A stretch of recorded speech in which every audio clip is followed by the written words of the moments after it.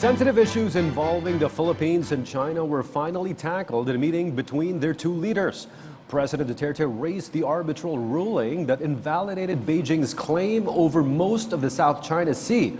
But President Xi reiterated his country's stand not to recognize the Philippine victory over the disputed territories. Presidential spokesperson Salvador Panelo told newsmen that despite the different stands on the issue, the bilateral meeting went well. Daniel Manalastas reports from Beijing. Just as expected, President Rodrigo Duterte was warmly welcomed by Chinese President Xi Jinping during their bilateral meeting held here in Beijing. The two leaders reaffirmed the value of their relationship, both personal as friends and as officials on political matters. President Duterte appreciated the relationship with China in terms of defense and security cooperation. I thank you and your government for the warm hospitality and excellent arrangements. We met just 4 months ago at the successful Second Belt and Road Forum. But given our friendship and the value of our ties, it is never too soon to resume our conversation. Today, let us reaffirm the value of our relationship, both personal and official, as well as the trust, the respect, and pursuit of mutual benefit that we have been building over the last 3 years.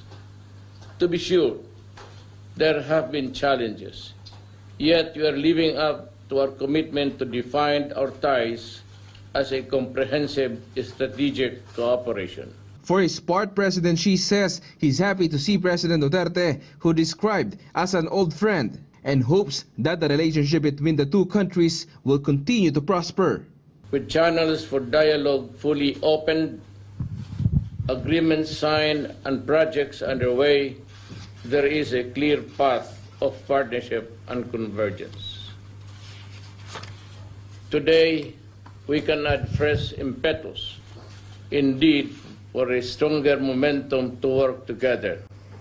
That is, determine steps needed along a common road that lead us to goal of a strong and special relationship that is mutually respectful, collectively beneficial, and decidedly reciprocal.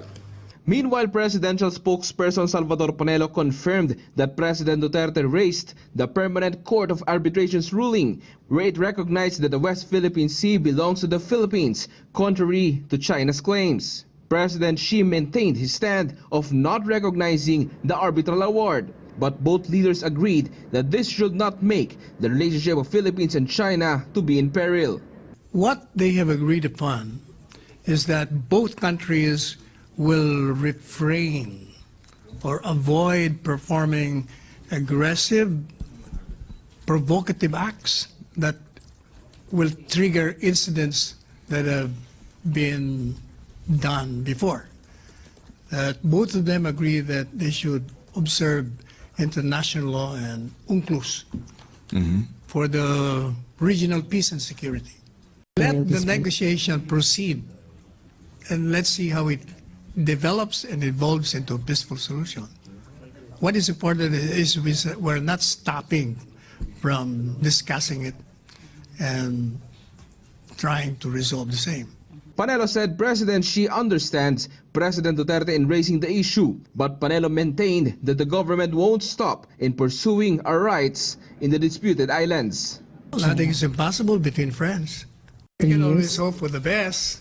Sinabi na nga ng dalawang bansa, hindi yon ang sum total ng relasyon natin.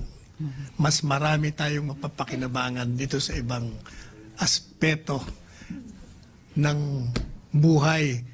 Kaya di ba maganda nga yun?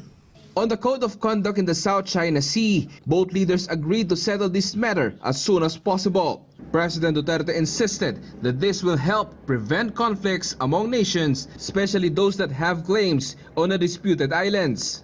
The president also raised the possible joint oil exploration between the Philippines and China over the West Philippine Sea.